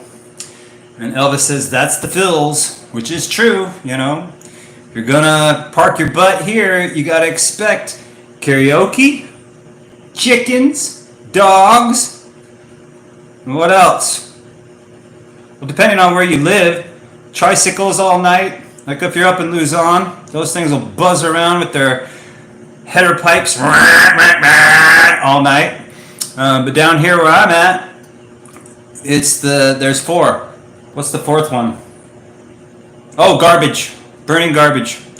So, you got all those things. Caleb says, what's your favorite song? Oh, man. Dude, there are so many songs. But if I had to choose one song from childhood onward, I don't know. I mean, you know that song "The Rose"? Bette Midler sang it initially. I used to do a rendition of that, and I really dig that song. So let's see here. Ellis says, we had an Airbnb at 7 a.m. construction jackhammer every day, all day. Yeah, right? I mean, what are you going to do? That reminds me of when I first moved up in Luzon. I rented an apartment, and behind it was a cockfighting ring where they had 200, 300, 400, 500 roosters.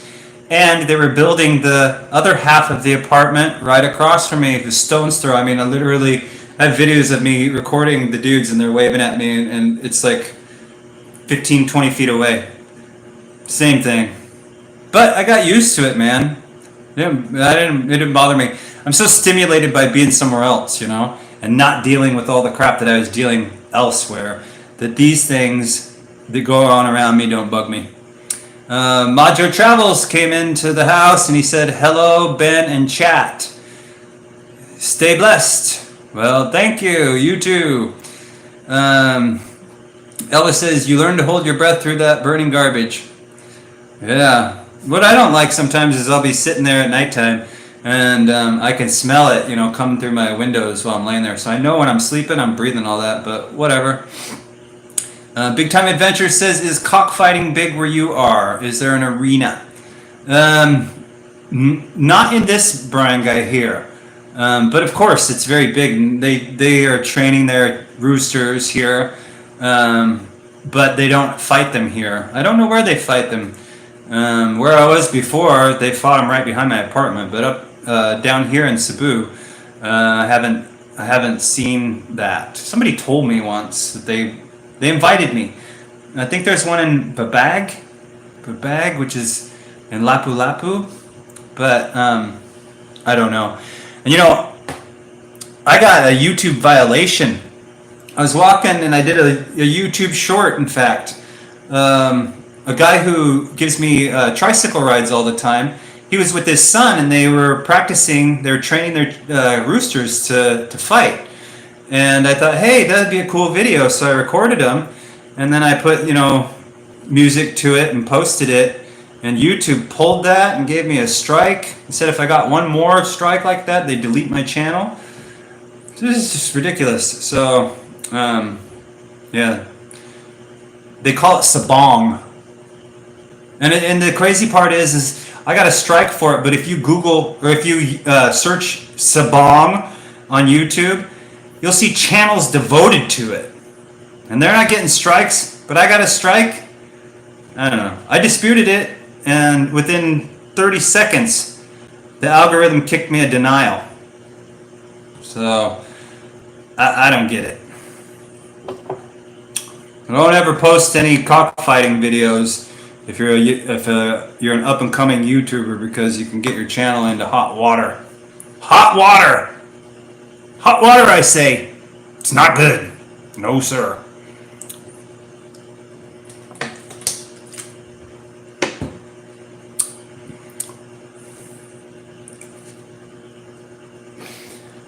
Well, let's see here. 1:44 hours. Hour 44. I've got another 15 minutes for you guys. That'll be 2 hours.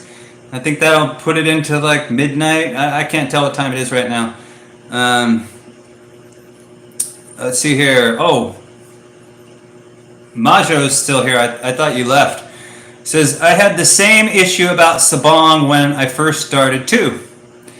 Yeah, I mean, in fact, before I even posted it, I searched on YouTube because I was like, oh, isn't there something to do with like animals fighting or cruelty to animals? So I searched it and I saw all these channels that were posting Sabong videos of roosters fighting. So I thought, no problem. Posted it, and within an hour, I was in trouble. So don't post that crap. Avoid it.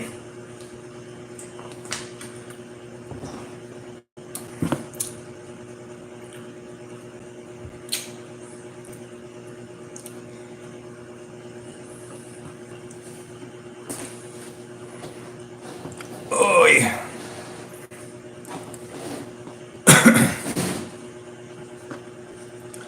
So check it out. I don't know if you know, but I have had a heck of a time. Before I came to the Philippines, or when I came to the Philippines, this is what I did. I was like, it was right in the pandemic, and I was all paranoid about everything, getting turned away or having to quarantine or whatever. So my brilliant idea, right, was I'm going to only bring 4 shirts, 2 pairs of shorts, some socks, and some underwear. So I had a backpack, right? Stuffed it full. And, no, I just got monetized like 2 weeks ago. So you have to make $100 first. And I've made $8.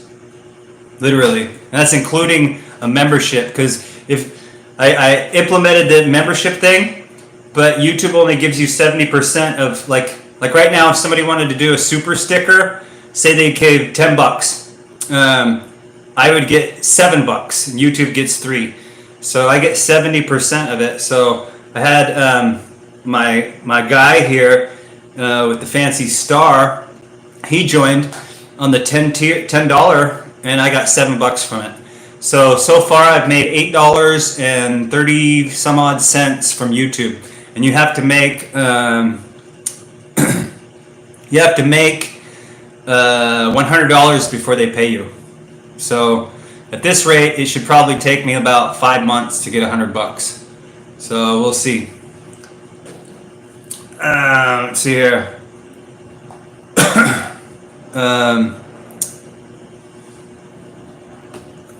What else? Well, 12 in the building. That's the most people. Yeah, we're really rallying the troops here. We got it all going down. That's what's up. So Dan pops in and he says, to get back on subject, it is a good thing to ship items you cannot buy there. Tools for your car or motorcycle. Oh, yeah. So my point was, check out my shirt that says saying. So I came here carrying really, really light. My thought was, I'll just buy some clothes when I get here, and that way I can go through customs faster. I just carry it on and walk right out of the airport, no problem. So I had 4 or 5 shirts. I got here and I got this stupid puppy, right, who's older now. She ate like 3 of my shirts. So then I've only had 3 shirts. So I kept ordering shirts on Lazada in my size, and they were like way too small. So I finally got some shirts, but they're supposed to be moisture wicking, but they're not like American moisture wicking, man. These things are heavy, so it makes it even hotter. But anyways, point is, Dan says, to get back on subject, which was where I was leading to, if you want to, the best way to do it is you can ship things in called balikbayan boxes. And I'm sure you guys have heard of it. But you can pack all kinds of stuff in them.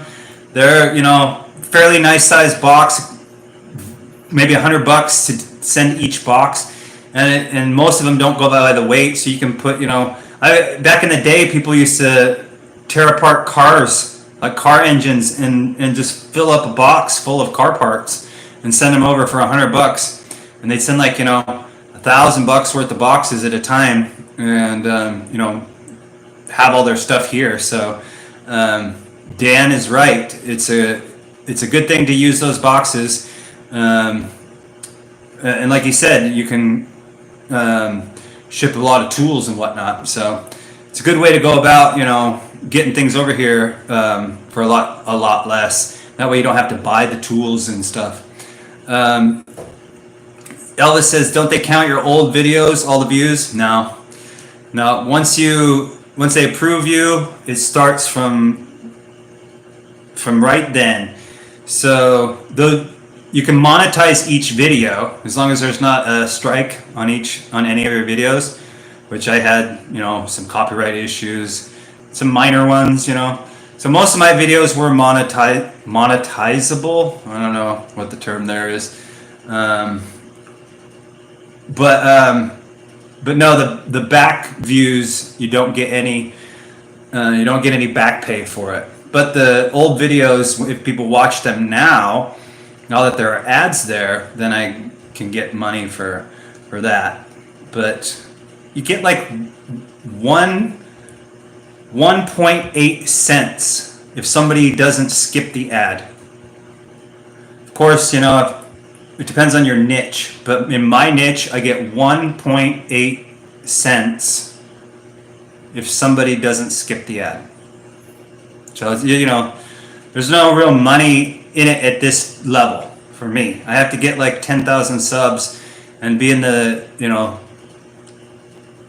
2,500 per video, 2,500 views per video kind of range, with an occasional video that hits, you know, before it will be any kind of, not even good money, but some money. So right now, no, it's not going to pay. Dan said, last time I was there, I found some really nice clothes at the UK stores in the markets. That's the secondhand stuff. I've been there and tried. I walked around wearing the same shirts for 3 days. I had 3 days worth of shirts, and I would wash the same clothes over and over and over and over. And you're washing them by hand here, you know. Months.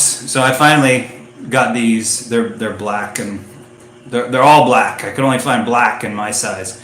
But yeah, I'm still on the hunt for a real extra large, because here extra large for me is like a small, because it's I don't know, they go by the weight or something. I don't know what's up with that. But anyways, the best way for a small guy to make any kind of money on YouTube is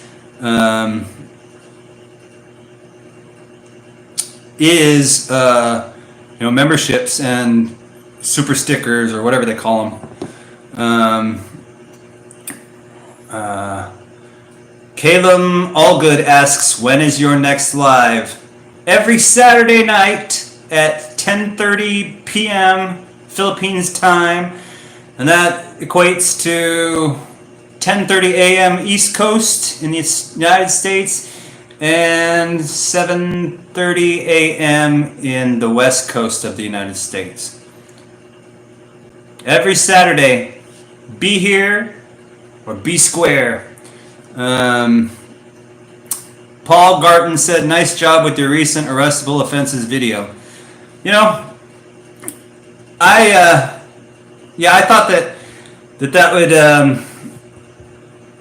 there would be more glaring kind of scenarios, but once I was really digging into it, I mean, the biggest thing that people do here is the immigration, but I wasn't focusing on that. I was focusing on people who actually live here.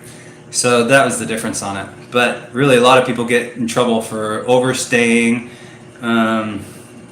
not paying their visas on time, things like that. But the biggest, I mean, everything, all those problems are like alcohol related mostly, like the domestic abuse and the what was that called? The mischief, criminal mischief. No, they don't. They call it malicious mischief. Most of those are alcohol related too. So foreigners, don't drink too much sauce, and you'll stay out of jail. You hear me?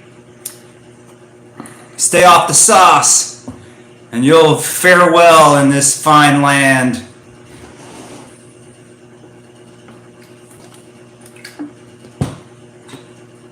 But thank you. I thought it was kind of a sucks video, but I needed to get something up. It's been like 8 days since I posted anything, and I couldn't think of anything to do. So I thought, well, what do people get arrested for? And I actually found some cool information about drugs and foreigners and drugs.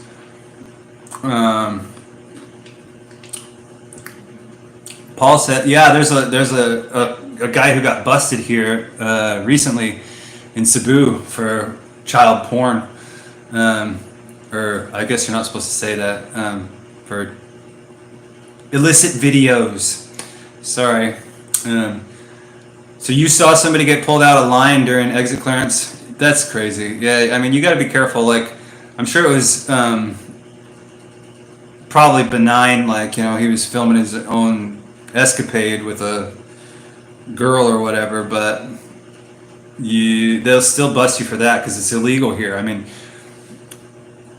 100% illegal.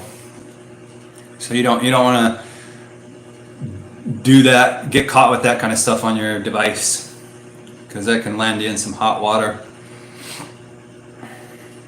For shizzle, my nizzle. That's what's up, Buttercup. But when I was researching for that video, I saw some interesting things on some guys who got caught for very, very minor controlled substance situations. We're talking $10, and the guy's been in jail for like 7 years for $10 worth.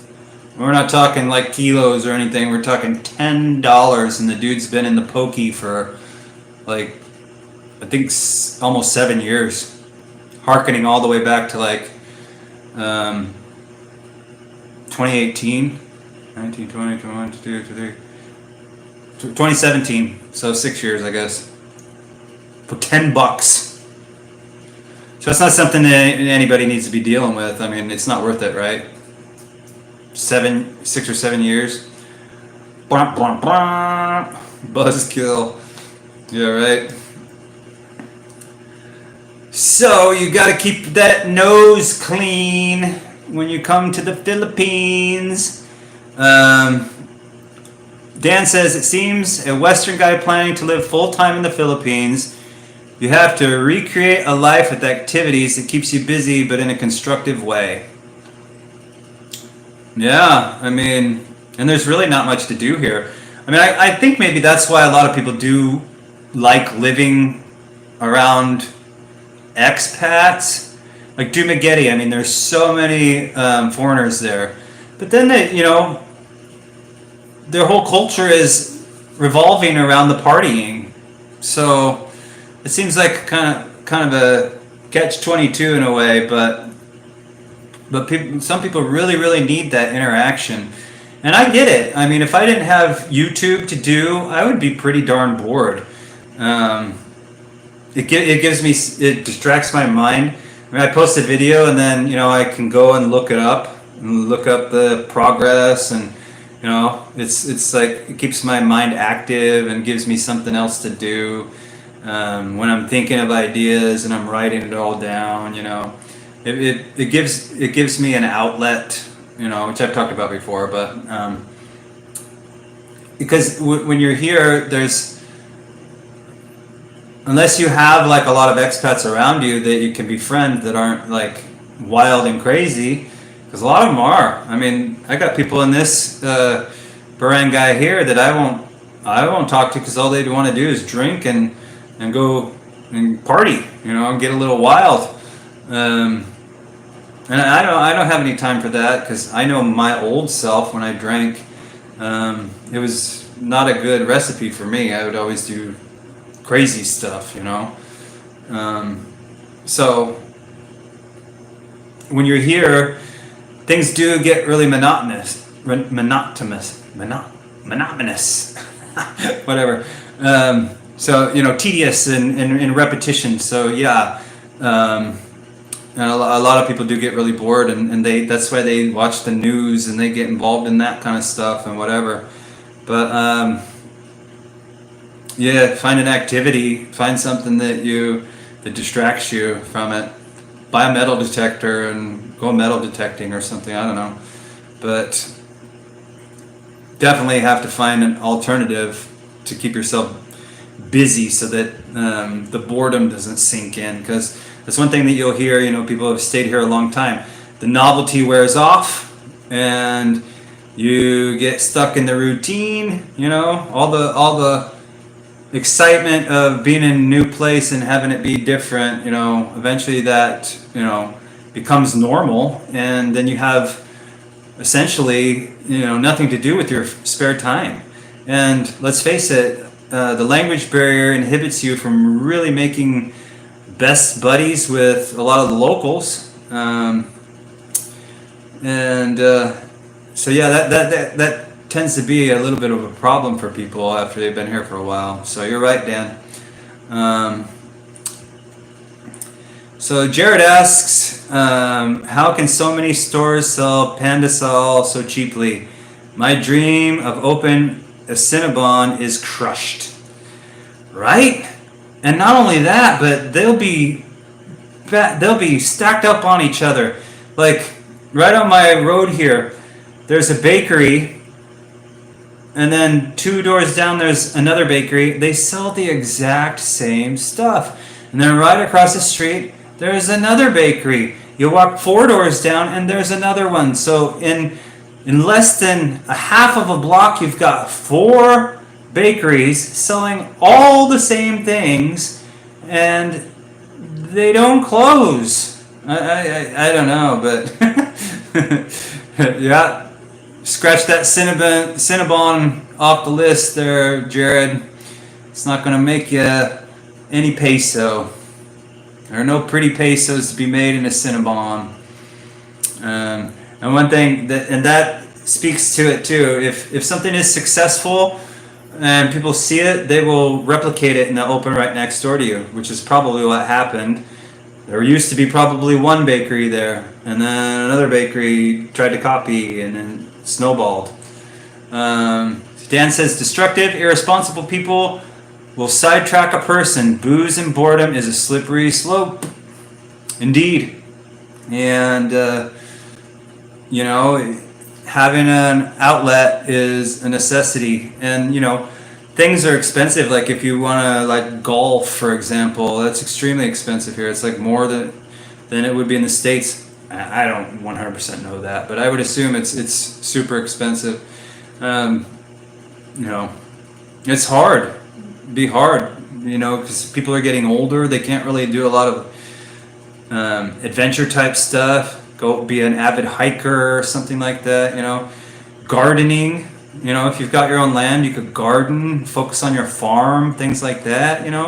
Then again, too, are you physically able to do those things? That can be an issue. And Elvis says, sorry, store on every block. Yeah. No doubt. Same thing as the bakery. I don't even know how they stay afloat either. There's literally the same thing. Right here. Sorry store. Right next door. 2 houses down. Sorry store. 3 or 4 houses down around the bend. Sorry. It's just all stacked on each other. So I don't know how they make it work, but I guess they do. Sometimes, they'll run out of stock and the other person will have it. So maybe that's, where they get their coins. Dan says, get a crock pot and slow cook a pork shoulder with Mexican spices. Whoa, a tasty alternative. Slap some on a homemade corn tortilla. Yeah, no doubt, huh? Sounds delicious. You need to come here and cook me that. I haven't had a real tortilla in a long time. Suppose I could make it though, right? Paul says, I love cooking with my crock pot. Yeah. I don't have a crock pot here, but that would be nice. He says maybe sell for 99 pesos, sell all day. Yeah, then somebody would copy you, bro. I don't know how many expats I know that had a great idea, something great that was really working, and then somebody came along and replicated it, and then profits just fell through. But that's being negative. You should try anything. Try it, see what happens. Maybe they won't be able to make it as good as you, and they'll still go to you, but they'll probably charge less. So it's tough. It really is tough. As long as you're not, like I know a guy in Mindanao, and he has a resort, and he has his sorry store there, and it doesn't make him any profit. He breaks even. Sometimes he doesn't break even because he gives things away, but it keeps him busy. Gives him something else to do. So.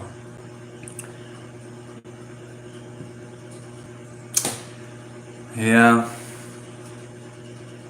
So that's a concern as you spend more and more time here. Maybe I should have made a video about that. I don't know. Tomorrow I'm going to Lily's doctor's appointment, and he is having trouble with his foot surgery.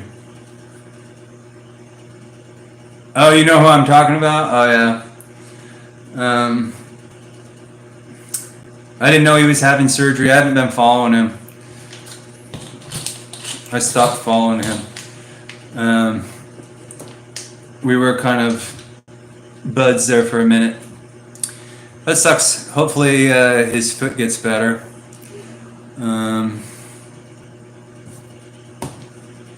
Anyways.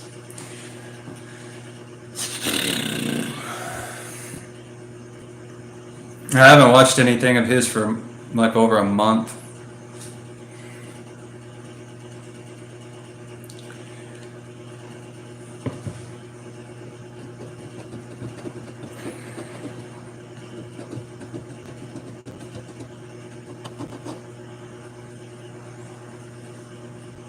Affirmative. Very weird set of circumstances.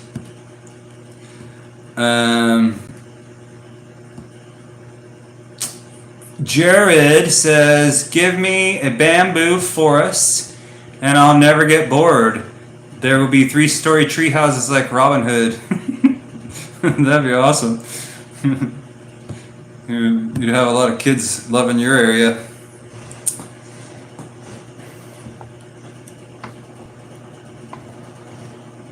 Well, folks, 2 hours and 8 minutes in. I was gonna just do an hour and a half initially, but I stayed a little bit longer than I had planned. So, you guys, keep in mind, for every Saturday night, I will be doing this. Oh, Paul, I missed your comment. Weird. It says, you will be very busy being a dad soon. Yeah, that will break up the monotony, that's for sure. And I won't be bored. I'll be starving for the downtime, right? But that's all good. That's the great part about it. I'm looking forward to that. That's what life's all about. So, AUTV says, hello. And I said, hello, AUTV. And Elvis says, everyone remember to smash the like button. If you use your forehead, use caution. That right there is wise advice. That is wise advice, my man. Elvis is looking out for you. Jared Gillespie said, have a great day. Big Time Adventures says, nice chatting, gotta go. 3, 2, 1, and he's off. Nice chatting to you too, bro. Hope to see you next week.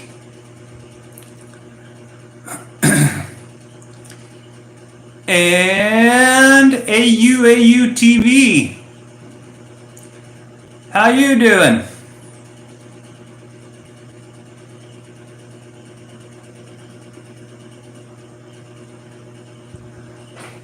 Big Time Adventures gives high fives.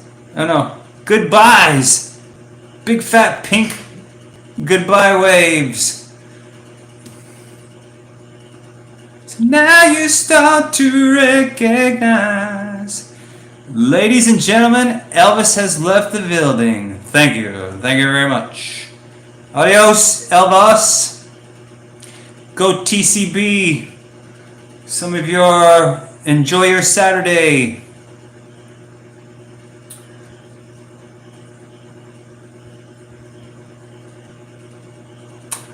So anyways, folks, I'm going to hit the road here. Make sure to come back next week, 10:30 p.m. Philippines time, 10:30 a.m. Eastern time in the United States, and 7:30 a.m. on the West Coast. And catch me again. I may even do this again midweek just to see, but it works pretty good for, the weekenders, busy at work during the week. Paul says, adios, amigos, amigas. And thank you, Paul. Appreciate you. Good to see you. And I'm sure we'll be talking soon, sooner than later, for sure, you and I. And we'll all see you. We'll be seeing everybody sometime soon. So thanks again for keeping the chat lively and viable and flowing. As usual, I appreciate everybody, and take care. Adios.